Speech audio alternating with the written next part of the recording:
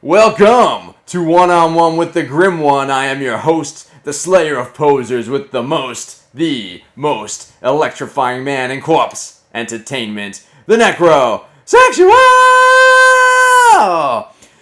And joining me for this episode, we have a man who's not your typical chef, which is good because I feel like most typical chefs are assholes. We have Chef Brian Tsao. Brian, how the hell are you?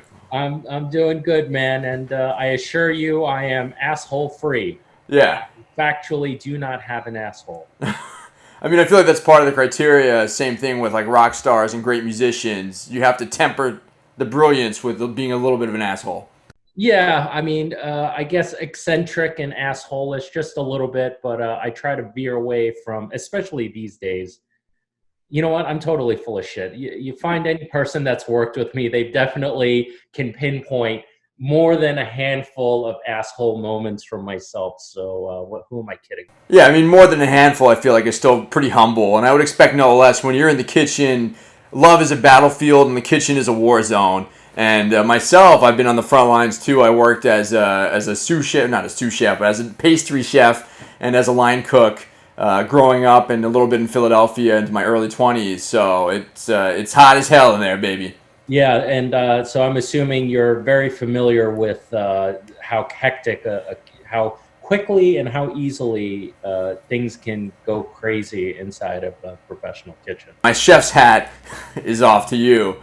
And in addition to being a kick-ass chef, Brian Tsao, for all you perverts watching, is also one hell of a shredder at the guitar. And Brian, it was such a pleasure to share the stage with you in what seems like lifetimes ago, but was only in December 2019 at the Metal Injection 15th anniversary party at St. Vitus, where we got to play and share the gift of music when we played a rendition of Fight for Your Right to Party. That was very cool. Yeah, that was a lot of fun. I had a blast at that one. And to think that was only, right? A few months ago where we're all packed in a room and like hugging each other. Yeah. And, some people were kissing each other. And yes. I guess you could say it's really metal, right? There was the stuff heavy metal hard-ons are made of. And I definitely woke up the next day with a heavy metal hangover because that was a lot of fun. So hopefully in the near future we'll be raising hell again together on stage, or maybe with a kitchen invasion, we'll see. But so, Brian, this is one-on-one with the Grim One, and that means that each week my guest gets to pick one thing, an album, that holds a special place in their heart. So for this week, tell us about the album you have selected. Yeah, so I picked one of my all-time favorite Cannibal Corpse records. The record is from 1999. It is called Bloodthirst. And that is a brutal one indeed. Yeah, I mean, I loved literally like 10 seconds after I replied your email about what album I wanted to do, you said that it was Riff City, I think is what you said. Yes. I mean, it's riffs. I mean, every Cannibal Corpse record is riffs upon riffs upon riffs. But this album is particularly a lot of dope-ass riffs on top of riffs. It's a smorgasbord of riffs, you could say. And it's funny because to me, I'll always consider it new Cannibal Corpse, but it's already 20 years old, so time is a cruel mistress. So, Brian, tell me about the first time you heard that album. I remember it so well. So prior to listening to Cannibal Corpse, interestingly enough, I was mainly into a lot of nu metal. Nu metal was like my introduction to the world of metal. Some people don't consider it metal at all, but that's a whole nother show, right? Right. But I was just kind of seeking out like crazier and heavier things, and just kind of I was hearing about all different types of bands, whether it was a Death or Cannibal Corpse or Vader at the time. What else did some friends suggest? Obituary, things like that. And it was this particular Cannibal Corpse record that really like caught my ear and my attention. And the main reason being that at the time when I discovered this record, I was living in mainland China, in Beijing at the time. And it was really hard to get, metal records out over there. So interestingly enough, the Bloodthirst record I picked up was an original copy. It wasn't a bootleg copy. However, it was like stuff that came off the shelves that didn't sell at Walmart. Not Walmart. Walmart wouldn't carry that, but Right, yeah. it was FYE like, maybe. yeah. So it was like the seconds that were taken off the shelves and shipped off to other countries to try to sell.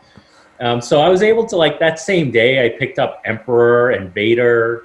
It's a good record store day. Yeah, it was a great record store day. And but I put in Bloodthirst, and I was just blown away. Like as far as like the audio production goes, as far as like the riffs and just the insanity. I mean, keep in mind this is a kid who was listening to, like, mainly System of a Down and Korn and things like that. Yes. Slipknot was like the extent of how my heavy listening, so to speak. And then you put on something like Cannibal Corpse, and like the second song is called Dead Human Human Collection. I mean, it's amazing. And the song itself, it's like, the first song is good, but I think the second song in is when like the album really like just, it goes from like driving 70 miles per hour to like strapping on a rocket and just fucking blasting off to 1,000 miles per hour. Indeed, that song, especially Dead Human Collection, you want to talk about Riff City. I mean, that it starts off with this really thunderous cadence, and then after the first chorus, which is Dead Human Collection, it just goes into this ridiculous like sequence of just shredding. But I think what Cannibal Corpse succeeded at, that a lot of death metal bands fail at, is they served their riffs to you in a way that was very easy to comprehend. I mean, my mind would also be completely blown, but it was very clear that you can hear every note. So it was like this really dazzling display of musicianship in a way that you can break down and kind of understand the nuance of just this total insanity. Right. And, I did say that I got into this band through the whole nu metal thing, but of course at that time I was listening to Megadeth, I was listening to Metallica, I was listening to Slayer, the big three. However, when I was really like seeking out something more extreme and crazy, it was because I'm a guitar player and I was trying to find like that next thing that, that next challenge, so to speak. Not to say I've mastered Slayer or Metallica on guitar by any means, but, for my own listening pleasure, I was just looking for that next thing. And I think you hit the nail on the head. It's like, they are crazy extreme riffs, but they are still approachable and digestible and kind of like, I don't know, it's like you can really groove to it, but at the same time, there's something new you hear every time you listen to it. I think that's like the key thing that made me listen to that record a million times. I also just need to say, I'm cooking a pizza. Yes. I'm going to be like in and out a little bit because I'm making Sicilian and I'm baking the dough first. So I got to check on that right now. Cool. Yeah, that's actually really right here. So. Yeah, no, that's good. I mean, because I'm drinking my Necro juice here, so I might get a little bit chatty. So it's the perfect avenue for you to do what you got to do. And it's funny, you're making Sicilian pie. Ooh, look at that. Some paisan right there. Hard bake the dough a little bit, and now I'm going to put the sauce on and lay down the cheese, and this thing's going to be a beauty. Yeah, it'll look like a Cannibal Corpse album cover with all that red and heaping everywhere. But yeah, that is great minds and twisted minds think alike, because I literally just got done stuffing my face with Sicilian pie from Santucci's in Philadelphia before we went live. Made sure I didn't smear any of my corpse paint in the process, because that oil will take it right off. So I did a little bit of a retouch. This might look like it's blood or red paint. It's actually just pizza sauce on my face. That's badass, and you're being efficient. So yes, are you a badass? You're an efficient badass. I have a similar introduction to Cannibal Corpse, minus the nu metal part, and I do laugh that you mentioned and call yourself out for being a nu metal fan, because, like we had mentioned before, one of the only criterias I have for going one-on-one with the grim metal, one-on-one with the grim one, is no nu metal. So thank you for choosing Cannibal Corpse and not System of a Down. Sorry, kids. But yeah, I mean, it was the late 90s or early 2000s, so this was before YouTube, before Facebook, before it was so easy to discover new music. You had to do it by word of mouth or buy CDs, listen to CDs. I remember I would maybe listen to like 30-second samples on Amazon.com, and then I would either order it or not order it on eBay or something, or go to a record store. Buying albums based on how cool their cover was, in which case Cannibal Corpse would be an easy choice, because they always had disgustingly visceral album covers.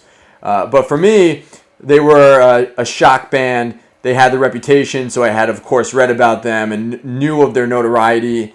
And they were a bit mainstream. You would see their CDs in some stores or at record stores, or they were a bit more the most mainstream of the death metal bands, if you can call it that. But the first time I finally listened to them was Christmas, and I remember like yesterday. I got the Metal Blade Records 20th anniversary box set, which was a really awesome, kind of compilation of all the music that Metal Blade had put out over the years. And not just with the CDs, it had like 5 or 6 different CDs, everything from Voivod to King Diamond to Cannibal Corpse to Slayer to Metallica. But it had a kick-ass DVD that also was like a compilation. So the first, for the first Cannibal Corpse song I heard that I, matched the members playing live to the music was from on that Metal Blade 20th anniversary DVD, and they were playing Unleashing the Bloodthirsty from the album Bloodthirst, and I was like, oh, this is some pretty cool shit. Which is another great song on that record. Yes, it's a total moshable, headbanging song. Super evil sounding riffs. They love their first finger, fourth finger hammer-ons. They really milked that in that song, and for most of their career. So after listening to that, I ran off to the record store, and then I bought Live Cannibalism, the DVD from 2000, which was filmed on the tour in support of the Bloodthirst album. So for a while, almost every day after school, I would come back and watch Live Cannibalism and hear songs like Dead Human Collection and Blow Torch Slaughter, Pounded into Dust, along with the other classics like Hammer Smash Face. So that was my first introduction to Cannibal Corpse, and you always remember your first. Oh yeah, for sure. And I'm really glad you mentioned Live Cannibalism, because I think a couple days later I went back to that same record store and I remember seeing another Cannibal Corpse record, which was Live Cannibalism. So I picked that up, brought that home, and I remember just staring at the CD cover for maybe a good half an hour before I even put it on, just because I was so enthralled by the art and just like, equally fascinated and disgusted at the same time. Yeah. I remember a while back when I was first listening to Marilyn Manson, and it was like a whole scary, it was so spooky, right? I think a lot of people have that experience with like King Diamond, but for me, that initial like, oh, I'm doing something bad, like something my parents wouldn't approve of, was when I was listening to Marilyn Manson. Excuse me. And I remember looking at this record and just going like, Marilyn Manson don't have shit on this band. Yeah. And that's what made it so much more fun, was because it was you were literally looking at horror art, right? And like from A to Z, it was just like this very coherent concept. Like everything was just as equally brutal, from the riffs to the drumming to the vocals. It was just all extreme, right? And there was just no apologies about it. And I picked this record because it was really like the turning point of the style of music I would listen to for the rest of my life. And I remember being so fascinated by this record that I would listen to it and fall asleep. Yeah. Just because like I'm looking and I'm listening, I should say. I'm listening to find that other bit of detail, like what else did they do in this record, or what lyric am I missing that's, just so balls out and fucking crazy, Yeah, they're definitely, I remember falling asleep a few times listening to Gateways to Annihilation by Morbid Angel, so there are always those albums that easy listening before you catch your Z's. Oh, put you right to sleep. Right. What's your favorite song on the album, Bloodthirst? Man.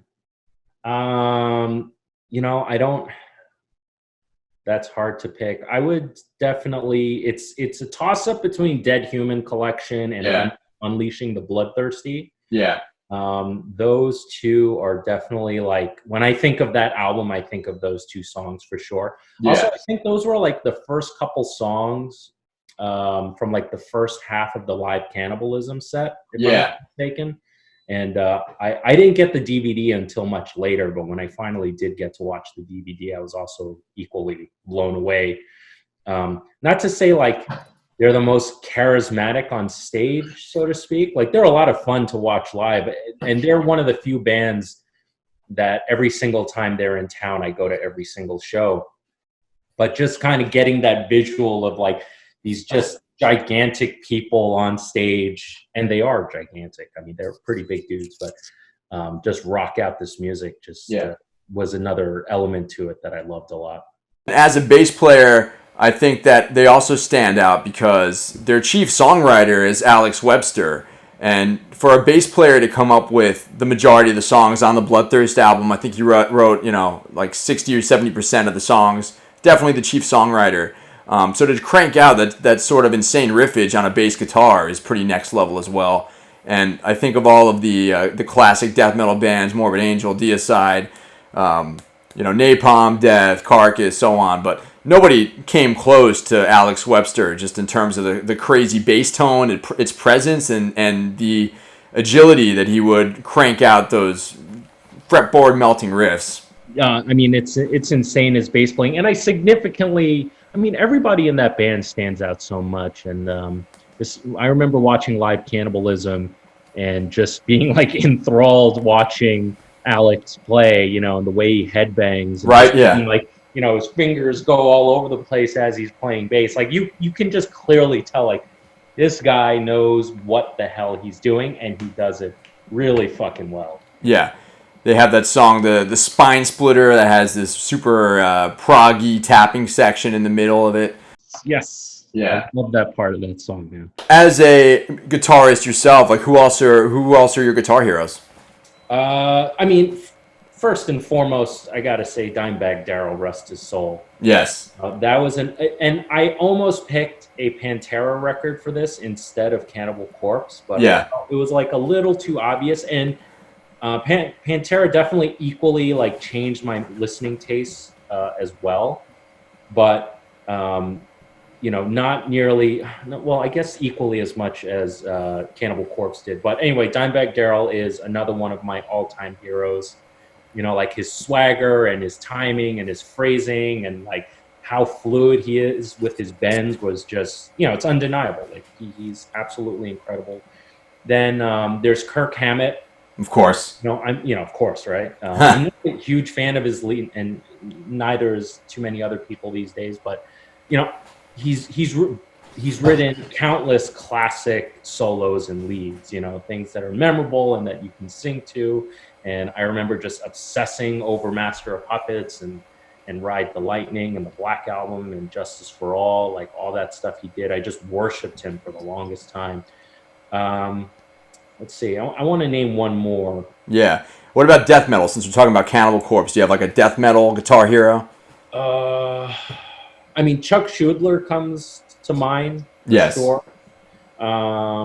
Yeah, let's stick with him. Let's stick with Chuck Schuldler. Just the whole progressive nature of Death's music in general, and then, just pushing that boundary. And also, I feel like their stuff was definitely, along with Cannibal around that era, is like some of the stuff that really pushed the production part of things as well, and getting that clarity and just that, that like fucking super coherent, like squishy sound, right? Yes. That they were eventually able to capture, not getting that thin sound. But yeah, Chuck's playing, no introduction needed. You're a professional chef. You're a man that shreds lettuce as well as shredding fretboard. So when you're cooking, what is your favorite, or what are some of your favorite albums to jam out on in the kitchen? Definitely a Pantera record. Definitely Slayer. Those are like, those are pretty easy go-to. I would say like these days, I've been playing a lot more Tool. Yes. And it for like a very particular reason. It's because that's like the type of music that you can equally get lost in and equally like kind of leave it in the background to drone in some Yes. So when I listen to a band like Tool, while I'm cooking and, after you get something in the oven and you have a little downtime, like that's something you could like just perk your head up, pay attention for 10 seconds and be like, oh, they're playing that insane part with that crazy, ridiculous time signature. 17/18 time signature. Yeah. Also lately I've been listening to a lot of Dying Fetus. I've just been on this Dying Fetus kick. Let's see what else. There's one band, I actually saw them live recently. I feel so bad that Discarnate. Oh, okay. Yeah, you know, they're a band that I got into more recently. I forgot who introduced me to that band, but I got to see them live not too long ago at St. Vitus, and it was absolutely amazing show. Yeah, Fucking very cool. Back when it was easy to go to concerts at St. Vitus. So looking yeah, forward to whenever we're allowed to do that again. Hopefully sooner than later. But in the meantime, hopefully the music will get us through, baby. yeah, dude, I cannot fucking wait to go back to Vitus or like to live shows in general. I mean, you know, not, I mean, every industry has been affected, right? Restaurant industry has been Yeah. affected immensely, you know, retail industry, the live Any music. sort of events. Yeah. It just so happens like my two biggest interests on earth, cooking and music, both are equally like fucked in this scenario. Um, so that's why we're hanging, right? Yeah. Right. Yeah. Yeah. Making the best of it. You can cook at home. You can shred at home. So people are gonna get, I guess, creative. Pizza sauce all over your face, you know. Yeah. Exactly. Speaking of pizza, I got my pizza all done over here. Ooh, nice. Very Yeah. nice. Very nice. It looks totally. It looks like the cover of The Bleeding by Cannibal Corpse. But now I'll tell you a quick funny story. So back when I was growing up in the Poconos, I worked, like I said, as a line cook at a restaurant called the Stone Bar. And years later, that's actually how I met my necrosexual guitarist Anthony. He was like the sous chef there. So that was how he first made that connection in the early 2000s. And fast forward to 2015, we finally start rocking out together. But back on Saturday nights, the one chef loved to listen to fucking Fish. So we would listen to Fish on XM radio, and they would play these 4-hour concerts every Saturday night. And I hate it that I know this much of their music because I hate Fish, but because I was in the kitchen, I can still like, I can sing these songs in my sleep. It's like a circle of hell, really. What's one of your favorite restaurants to go to, or when we are able to go move around freely? Like, what's the first meal out you're gonna have? Oh shit. I mean, so for me, my favorite type of restaurants. I mean, that's like asking like, you know, who's your favorite child, right? So Yeah, everyone has like several favorite of restaurants course. for certain occasions, right? Yes. So I think the first place I'm gonna go eat is at a French restaurant called Le Rebage. Oui, oui. It's a it's a French restaurant, really old school French restaurant in the theater district that's owned by my friend Paul Denamiel, who also was on Beat Bobby Flay. He didn't beat him though, and he has the Food Network South Beach winning Burger Bash winning burger. So he does something called the French onion soup burger. Oh, cool. It's got like caramelized onions, Mornay sauce. It's got, I think, provolone cheese on there on an English muffin, and then you get a side of Dijon mustard and fries. And oh god, it's just, and his meat blend is fucking perfect. Like it's one of my favorite burgers and one of my like New York comfort foods. You know, so when people come to visit New York, that's a restaurant I take them to because I know it's a very special area. You know, it's a very special type of restaurant that's been there for 2 generations. That, you know, everyone says like a New York slice of pizza is a New York thing. No, I actually think this burger has something, and this particular place, Le Rebage, has something has a much more significant New York quality to it. So that is definitely a place I would go. For Asian cuisine, I would definitely hit up. So this is funny. The name of the restaurant is called Taste Good. Huh, nice. You know already it's an Asian restaurant. Right. So it's a Malaysian restaurant. My wife's Malaysian, and it's in Elmhurst, Queens. So maybe go there last because hopefully that outbreak is worse than Elmhurst, Queens. Yeah, my grandmother lives in Jackson Heights, so that's like right next door. Yeah, there you go. I live in Woodside, which is, like the next town over. So, so my favorite Malaysian restaurant is called Taste Good, which is in Elmhurst, Queens. I would definitely go there. Those are my top two. Yeah. Once I'm able to make my next trip up to the Big Apple, I'll probably be checking those out. And Brian, we talked about your guitar heroes. Who are your culinary heroes? Culinary heroes. So more for what he did for the culinary industry than his actual cooking is definitely number one, Anthony Bourdain. I think that's an answer, a top answer for a lot of individuals in my generation and age range. He just totally changed the game. He showed the culinary industry is not a glitzy, glamorous thing. He kind of came out and just kind of like, broke through the door with a fucking baseball bat and just was, going like, Bobby Flay, fuck you. Rachel Ray, fuck you. You know what I mean? He's just like, that is not what kitchen life is about. And he was like a real dude who had real problems, who became successful and fucking, got to do what everyone dreams of. Unfortunately, he took his own life, but, he's definitely a huge inspiration. Him, Gordon Ramsay for like the opposite. Right, yeah. Because like, the opposite side of the spectrum, yes. The opposite side of the spectrum is just like zero bullshits, zero fucks, is a fucking culinary badass, you know what I mean? And just a great performer too. Great performer, right? So like he's that opposite end of the Food Network, like cookie cutter chef spectrum. He's that total opposite where like he is really fucking mean and he is equally as much of a badass, so that definitely the two of them. And I'm going to name one more, someone like not as well known, which is Bill Telepan. He's actually now the chef at the Met.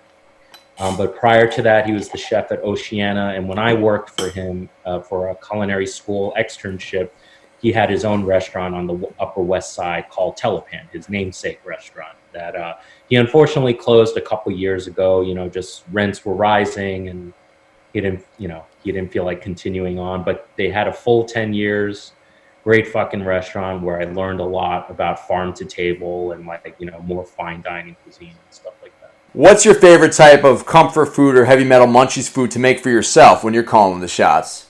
That is very easy for me to answer because I still cook it every day to this day. It's probably horrible for my health, but that's why I try to work out. Right. I make fucking badass breakfast sandwiches. And, nice. In the sense of like it's decadent more than it is pretty, so to speak. But I love to do it with brioche toast, a little spread of mayonnaise. I do a 3-egg omelet with American cheese, some avocado, a couple slices of tomatoes. Yeah. And then if I want to treat myself, I'll like put bacon on it or I'll put like a slice of ham on it. But generally just like a super cheesy breakfast sandwich with salt, pepper, ketchup on brioche toast. It's got to be on the brioche. Got to be on that sliced brioche bread. It is fucking out of this world and I can eat it every day. What about if you have like, some friends, you got some homies coming over and you got, you're entertaining guests. Like what's your go-to meal to make? I mean, go-to meal if I'm entertaining guests, and I do it a lot during the summer, is barbecues, man. Like grilling, firing up that grill. And, at home for the most, there's a couple reasons for this. And I don't cook much when I'm at home. And, there's the obvious reason, like I do it day in and day out. So what I do when I go home is cook, right? Of course. And when I do cook, it's super simple, hence like the breakfast sandwich. And when I used to get asked the question for interviews, like, what's your favorite thing to eat? I would literally say, well, if you want the truthful answer, it's fucking honey bunches of oats. Yeah. Like super easy to make, super consistent, and it's always there for me unless the cereal's out of the box, right? So I tend to, when I entertain, I kind of treat it the same way. I keep it more or less simple with grilling, having a lot of things that are like shelf stable in the sense of like, I'll make a salsa, I'll make a dip, I'll make like that pasta salad, those 5 or 6 items that are sitting at the table. And then you have your burger and your hot dog and your steaks and all that stuff. Like, I just don't think you could ever go wrong with that setup. You generally make everybody happy with that. And it's fun. It's very interactive, which is going to segue to this next thing is why I'm doing Twitch. Yes. Starting tomorrow, I start doing Twitch, Sunday, April 19th at 4:30 p.m. Eastern Standard Time. I'm going to start doing Twitch because I tried the video thing. I did Taste of Metal with Frank, which actually was some of the best times of my life. Frank from Metal Injection, I should say. I had a web series with them where we had all these, great metal musicians on there, and I showed them how to cook stuff. But for me, what I really love about the barbecue experience and why I'm going onto the platform of Twitch is I really I really love the interactive part of something like a barbecue, or hosting a dinner party where like everyone's gathered around your kitchen and you're sipping on beers or wine, or, you know, snorting whatever you snort. Yeah. And you just have fun, but it's interactive in the sense is like someone's asking you how you do something, and then you explain it to them, and they may have a story for you of how their grandma does it or how they learned it from their aunt. And you not only learn more about that person, but you learn more about the craft, right? And then it just like, you know, steamrolls into this conversation between everybody, and everyone has this culinary story, you know. And you really get into like the why of things, which is why I love grilling so much, and which is why I'm moving on to Twitch. So hopefully I can kind of give, you know, my watchers, my viewers, that experience of like being able to ask me a question of why I do something a certain way, and I don't have to like rush it in a 15-second Instagram video or something like that. Chef Brian Tsao, thank you for going one-on-one with the Grim One. You have definitely been my most delicious episode so far. And you can check them out online at chefbriantsao.com to sate your heavy metal hunger and your bloodthirst. I am the Necrosexual, and I will see you in hell. Thanks for having me.